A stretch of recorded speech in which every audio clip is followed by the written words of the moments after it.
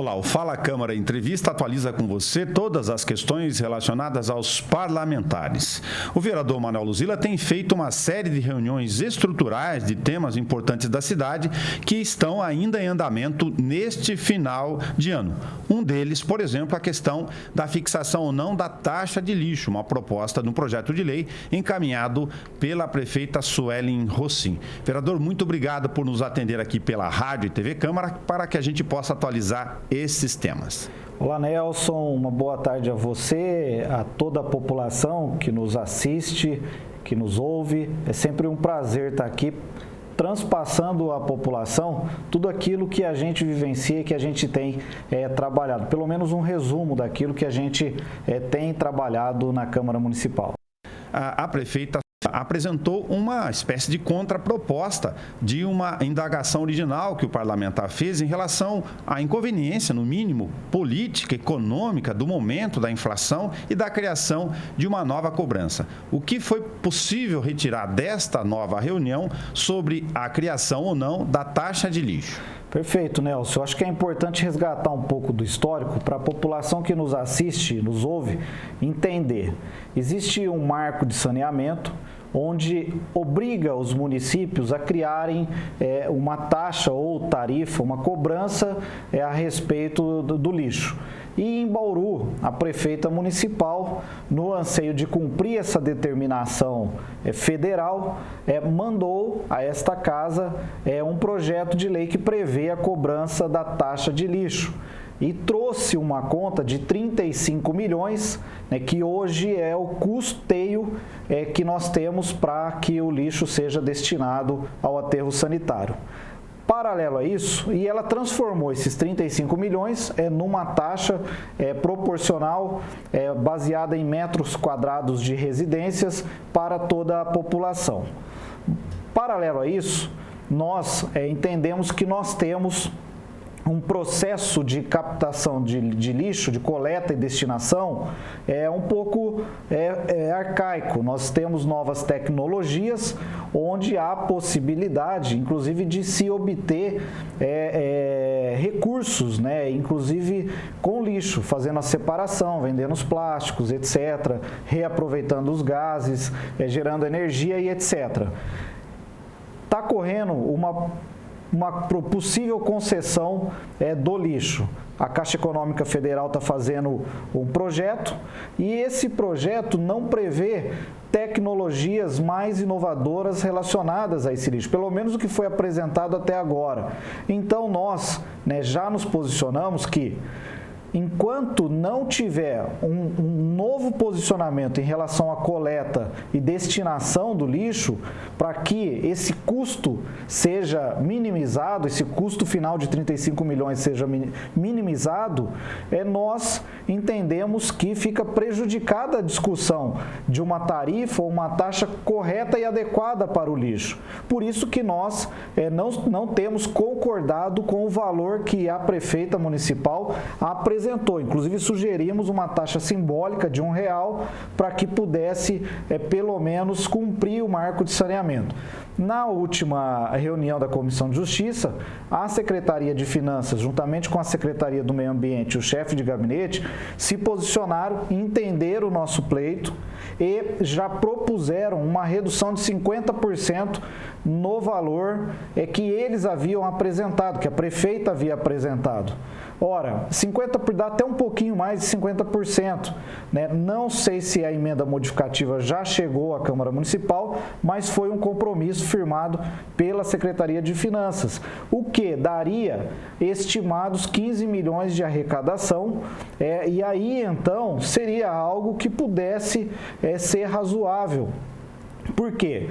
Tendo uma PPP correta do lixo, com possibilidade de recicláveis, de geração de energia, etc., talvez o nosso custo seja bastante diminuto, muito embora existam pessoas que falem que o lixo, que tem empresas interessadas, né, em fazer a coleta e destinação do nosso lixo sem custo nenhum para a população. Mas já é um primeiro passo, é uma conquista da Comissão de Justiça como um todo, para que essa taxa ou tarifa esteja no valor adequado à população.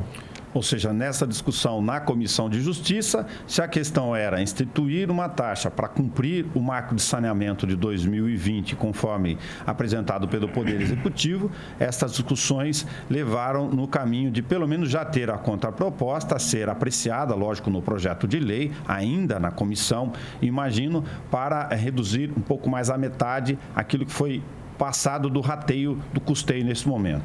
De outro lado, como você adiantou, Luzila, tem a discussão de novas tecnologias. Foi feita também uma audiência pública e várias empresas, para surpresa de alguns, apresentaram o risco delas, inclusive, de vontade de participar de um eventual PMI, um chamamento público de edital por PPP ou concessão, garantindo que, na visão delas, há como licenciar tecnologias para reduzir e tratar o esgoto como manda o Plano Nacional de Resíduos Sólidos. Perfeitamente. Nós já tivemos uma audiência que várias empresas puderam trazer essas tecnologias. A Secretaria do Meio Ambiente não havia definido exatamente se seguiria aquilo que a Caixa Econômica vinha propondo ou se faria uma alteração.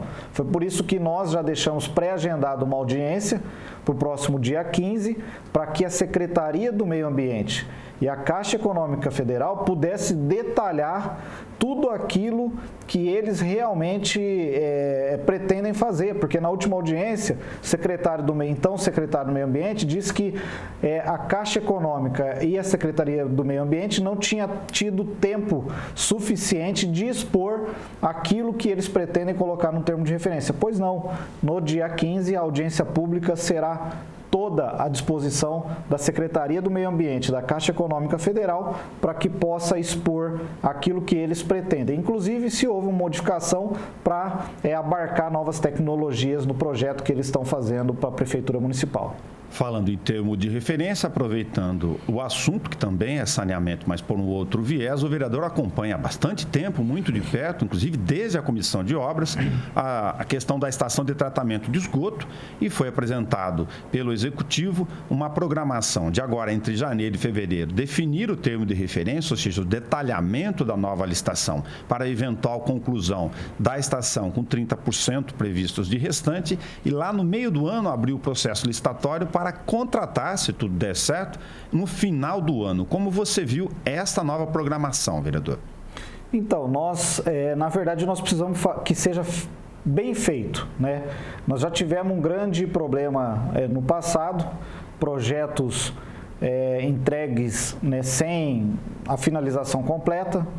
Nós estamos lutando com essa estação de tratamento de esgoto já há muito tempo, e o que nós esperamos dessa administração é que este termo de referência seja feito de maneira adequada, completa.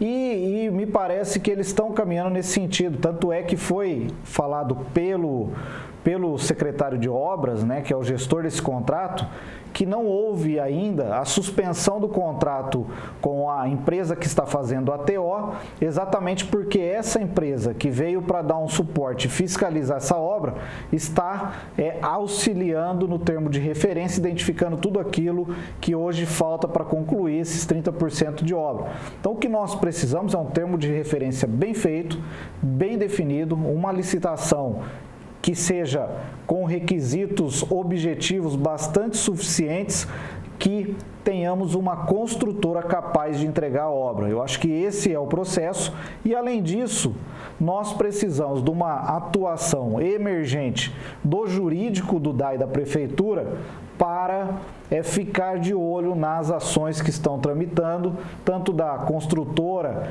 contra, né, o DAI Prefeitura, e da Prefeitura e DAI contra a construtora, porque se houver um impasse jurídico, aí nós teremos sérios problemas, e aí podemos colocar longos anos de entrega ainda além de 2024 para essa estação.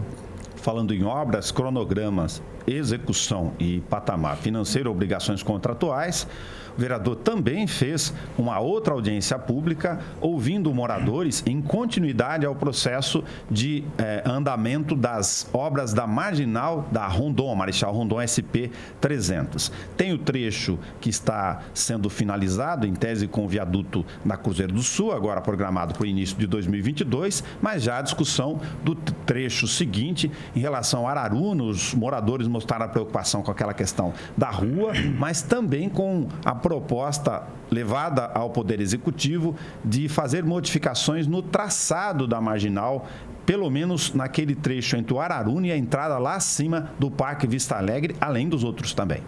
Sim, é uma obra, né, importante para a cidade, essa Marginal. Já foram entregues aí 2 fases, mas nós vamos entrar numa terceira fase, em que me parece uma das mais críticas. Por quê? Segundo moradores, em 2016 havia um projeto onde na transposição pela Nuno de Assis havia a previsão de 2 viadutos com a continuidade da Marginal, inclusive pegando um barranco ali que segue pelo Jardim Araruna. E o cálculo me parece que é financeiro. Por quê? A Via Rondon, a concessionária, fez, né, o viaduto da Cruzeiro do Sul e tem que tirar recursos de outros lugares. E aí o que acontece? Começa a fazer um puxadinho aqui, tira um viaduto aqui, etc. Foi apresentado em 2018 um outro projeto em que não havia previsão mais, né, daquelas 2 pontes transpassando a Avenida Nuno de Assis e seguindo a vicinal, por onde hoje tem um barranco ali no Araruna, que talvez fosse a possibilidade, porque o que os moradores não querem é que passe a Marginal em frente à casa deles. Mas neste barranco é perfeitamente possível, só que tem que ter uma obra mais parruda. E aí a concessionária fez mostrou uma alternativa no sentido de que ali perto do Araruna então não vai ter Marginal. Pô, como é que nós estamos na construção de uma Marginal, né, para evitar acidentes, para atender a população e moradores da cidade, e vamos deixar um trecho sem Marginal? E nós não conseguimos encontrar o projeto atual, o que efetivamente está estabelecido entre construtora, aliás, entre concessionária e Artesp. Nós não temos esse projeto virtual, não foi apresentado ontem na audiência e também a Secretaria de Planejamento não apresentou. Então, nós precisamos que esse projeto seja disponibilizado à comunidade e à população, e nós já fizemos esse requerimento. Estamos protocolizando na CEPLAN, Artesp, Via Rondon, para que a população tenha ciência do que efetivamente está previsto. Por quê? Se for necessário abrir uma discussão com a Artesp, Secretaria de Transporte e Logística do Estado, nós vamos abrir. Porque o projeto apresentado em 2016, onde previa, né, esses acessos e essa transposição da Nuno de Assis, me parece o mais adequado, porque nós precisamos ter aquelas marginais e também precisamos resguardar os moradores. E isso estava conciliado no projeto de 2016, foi alterado, possivelmente em virtude de custos, e nós precisamos resgatar isso, porque se for o caso, né, de uma renegociação, tanto da concessão da concessionária com a Artesp, com o Estado para investimentos, nós precisamos ter, e nós vamos fazer isso aí. Espero que na sequência, na próxima audiência, nós já tenhamos esse projeto para uma reunião de trabalho. Inclusive, a gente está falando de temas, lógico, estruturantes, fora as demandas naturais de outros segmentos e também do dia a dia da cidade, que são muitas frentes. Se a gente considerar que estação de tratamento, PPP do lixo, marginais da Rondon, todas obras de grande porte que a gente está comentando ou medidas estruturais, fica aqui uma curiosidade para saber o que o vereador acha em relação ao PMI, que já foi apresentado lá atrás, se é o que está mais adiantado e definido do ponto de vista de modernização, tecnologia, possibilidade, inclusive com a resolução de receita, eu me refiro à contribuição de iluminação pública, a CIP, é a área de iluminação pública, onde estamos muito obsoletos, 49 mil pontos, a maioria deles ainda com aquelas lâmpadas antigas. E não é o que o governo apresentou, vai deixar para uma outra etapa. Como é que o senhor vê essa necessidade? Olha, Nelson, eu confesso que fico curioso em saber os verdadeiros motivos pelos quais o governo municipal ainda não mandou esse projeto para uma concessão. Por quê? Já havia um projeto, de certo modo até bem definido lá no governo anterior. Houve um problema, de ordem operacional, onde o projeto deveria ter sido apresentado num prazo razoável e teve um probleminha no Ministério Público, mas nada impedia da Prefeitura Municipal retirar e apresentar novamente dentro dos critérios, parametrizados e necessários, cumprindo todos os prazos e requisitos. E foi uma surpresa quando, numa das audiências públicas, o então chefe de gabinete da prefeita disse que a Indurb era prioridade em relação à concessão, ao invés da iluminação pública. Nós já temos a taxa definida, a contribuição, que foi votada no governo passado. Nós já temos os parâmetros do que nós precisamos em termos de concessão. De certo modo, há um consenso geral da Câmara Municipal de que é necessário. Nós temos uma discussão judicial entre Prefeitura e CPFL para ver quem comanda a iluminação pública na nossa cidade, e isso pode ser um problema muito sério caso nós tenhamos um andamento processual que obrigue a Prefeitura a cuidar disso. Nós temos bairros extremamente prejudicados com iluminação em virtude do atraso que se tem a CPFL no conserto das lâmpadas, e nós temos uma possibilidade real, através da parceria público-privada, de melhorar as condições da iluminação e a segurança pública da população, e não fazemos. Então isso nos preocupa, é isso que a gente tem cobrado a Prefeitura Municipal, e esperamos que esse seja o primeiro projeto de 2022 a ser apresentado pela Prefeitura Municipal. É isso que nós esperamos, é isso que está pronto para acontecer, só falta priorizar, e a vontade da Prefeitura. Vereador Manuel Luzila, obrigado por atualizar conosco alguns desses temas. Lógico, sempre continuamos acompanhando aqui na nossa missão pública, e se tiver alguma questão, complemento, ou seja, qual for do ponto de vista da demanda do senhor, que é extensa, por favor, fique à vontade.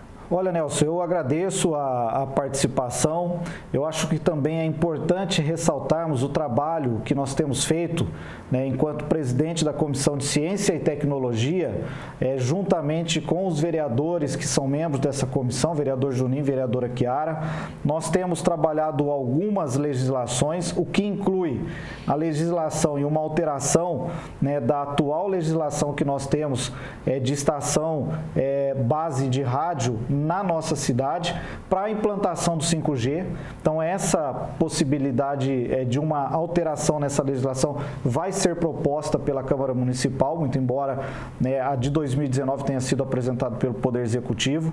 Nós também apresentamos uma legislação que retrata a legislação federal, que é da liberdade econômica, prevendo que as empresas tenham mais autonomia no desenrolar das suas atividades e tenham um caminho mais fácil de seguir para o empreendedorismo na nossa cidade. E também temos trabalhado, devemos apresentar uma lei que fala do sandbox, que tem a possibilidade das empresas e startups um zoneamento diferenciado para atuação dentro das suas residências. Então, acho que essa questão da ciência e tecnologia, para colocar a cidade de Bauru nos parâmetros prioritários de ranqueamento no Brasil e também no estado de São Paulo, acho que é importante ressaltar.